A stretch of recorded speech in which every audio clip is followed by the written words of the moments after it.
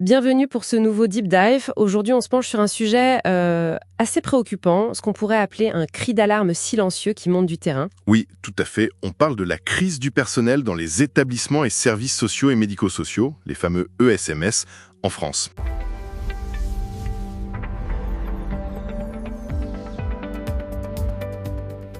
Et on s'appuie sur pas mal de sources croisées, un rapport d'expertise qui synthétise des données de l'INSEE, des sondages aussi, OpinionWay par exemple. Et puis des chiffres des fédérations comme la FEAP et Nexem. Et surtout, je crois que c'est important, des témoignages directs professionnels. Ça donne une image, disons, assez alarmante. Alarmante, oui. Pas juste un petit souci de recrutement passager, mais on sent bien que c'est plus profond, une vraie crise systémique, comme vous disiez. C'est ça. Et ça touche au cœur de notre système d'aide aux plus vulnérables. Surtout dans un contexte, on le sait, où la précarité augmente. L'INSEE parlait de 14% de la population en privation matérielle et sociale début 2022. C'est pas rien. Donc l'objectif aujourd'hui, c'est de décortiquer un peu tout ça, l'ampleur du problème, les causes qui sont parfois un peu paradoxales, les conséquences bien sûr, et puis voir s'il y a des pistes de sortie. Alors, si on commence par les chiffres pour bien mesurer, ils sont assez frappants. On estime à 30 000 le nombre de postes vacants. 30 000, oui. Et ça se traduit concrètement quoi ? 71%, donc quasiment 3/4 des établissements, disent qu'ils peinent à recruter. Ah oui, quand même. Et le taux de vacances, lui, a plus que doublé. On est passé de 2,1% en 2017 à 4,5% en 2023. C'est une augmentation très rapide. Et j'imagine que ça varie selon les secteurs. Le pire, c'est l'aide à domicile, où on atteint 7,7% de postes vacants. Et puis, il y a le problème de la rotation, le turnover, comme on dit. Le turnover, oui. Le taux moyen est passé de 19,4% en 2018 à 24,4% en 2023. C'est énorme. Dans le secteur du handicap adulte, ça monte même à presque 35%. Un tiers des effectifs qui changent chaque année, en gros. Voilà. Pour donner une idée, ça représente 90 000 départs volontaires rien qu'en 2021. Et je ne parle même pas de l'absentéisme, qui était à 11,5% en 2023. Et là-dessus vient se greffer la question démographique, non ? C'est un secteur très féminin, on l'a dit. Très féminin, 86%, et plutôt âgé. La moyenne d'âge est de 45 ans, et plus de 40% des salariés ont plus de 50 ans. Ce qui veut dire beaucoup de départs en retraite à venir. Exactement. On parle de 150 000 départs d'ici 2025. C'est une véritable bombe à retardement démographique qui s'ajoute au manque d'attractivité. Alors, comment on explique ça ? Parce qu'il y a ce paradoxe. Un sondage OpinionWay UNAPEI montrait que 69% des Français seraient intéressés par ces métiers, qu'ils jugent essentiels. Et pourtant, ça ne suit pas au niveau des recrutements et de la fidélisation. Une des sources cite une éducatrice spécialisée qui dit, je crois, « Aujourd'hui, nous ne sommes ni concernés par les augmentations, ni par les primes. » Ça résume bien le sentiment de dévalorisation matérielle. Le salaire comme frein principal ? Oui, c'est le frein numéro 1. Mais ça s'inscrit dans une dévalorisation plus ancienne, historique, du travail du care, du soin, souvent associé au féminin et moins valorisé économiquement. Et il y a cette théorie économique, la maladie de Baumol, qui peut éclairer un peu ça. Oui, c'est intéressant. En gros, l'idée, c'est que dans les services à la personne, comme dans les arts vivants d'ailleurs, les gains de productivité classiques sont difficiles à obtenir. On ne peut pas accompagner 2 fois plus vite sans dégrader la qualité. Du coup, les salaires ont tendance à stagner par rapport à d'autres secteurs où la productivité augmente plus vite. Même si la valeur sociale, elle, est reconnue. C'est ça le paradoxe. Oui, c'est tout le paradoxe. Et les tentatives de réponse, comme le Ségur de la santé, n'ont pas tout résolu, loin de là. Oui, justement, le Ségur, on en a beaucoup parlé. Mais les sources montrent qu'il a eu des effets compliqués. Très compliqué. La fameuse revalorisation de 183 €, elle a été appliquée de manière très inégale, très fragmentée. Certains y ont eu droit, d'autres non, parfois au sein d'une même équipe. Ce qui a dû créer pas mal d'injustices, de tensions. Exactement. Beaucoup de colère, un sentiment d'injustice. Au début, l'aide à domicile en était largement exclue, par exemple. Ça a même pu accentuer la concurrence entre établissements pour attirer ceux qui avaient la prime.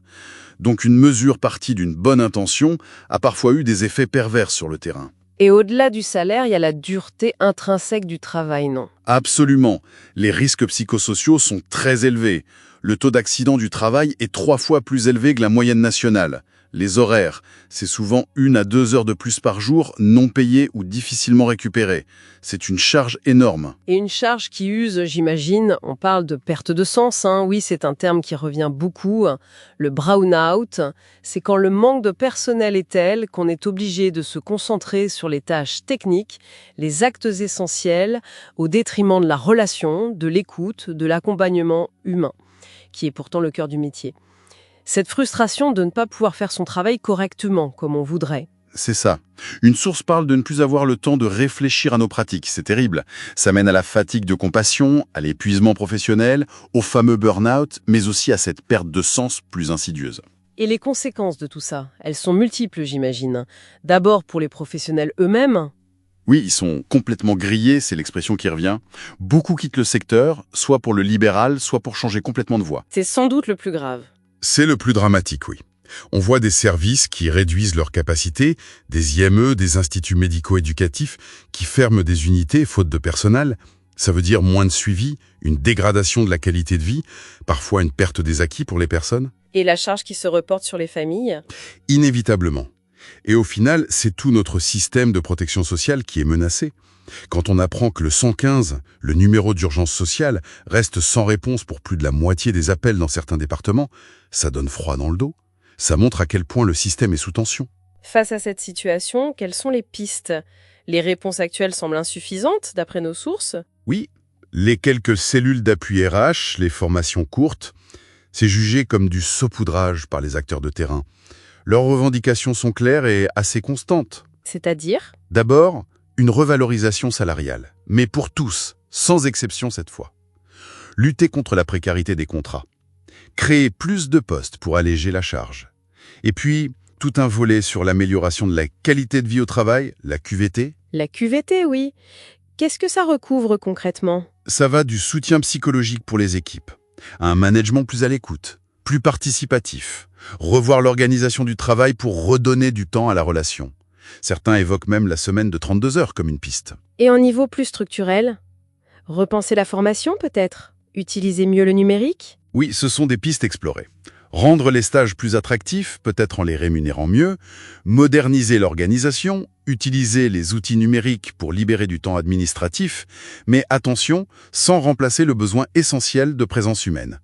On regarde aussi ce qui se fait ailleurs, au Canada, en Autriche, en Finlande, il y a des choses à prendre. Donc, pas de solution miracle, mais plutôt un ensemble de leviers à actionner. Exactement. Il faut une approche globale. C'est une crise de reconnaissance, on l'a dit, donc il faut revaloriser symboliquement et matériellement. C'est une crise de moyens, donc il faut refinancer à la hauteur des besoins. Et c'est une crise de sens, donc il faut repenser l'organisation du travail pour améliorer les conditions concrètes d'exercice. En résumé, si on devait synthétiser, cette crise des ESMS, c'est bien plus qu'un problème de chiffres.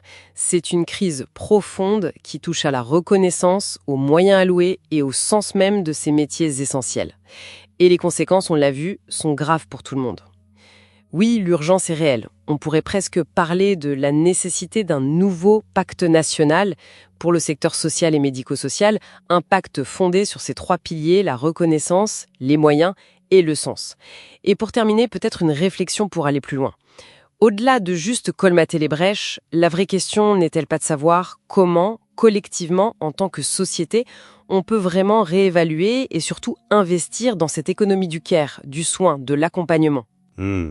C'est une question fondamentale. Ne plus la voir seulement comme un coût, une charge pour les finances publiques, mais bien comme un pilier essentiel de notre cohésion sociale, une source de valeur humaine qui dépasse largement les simples indicateurs de productivité économique.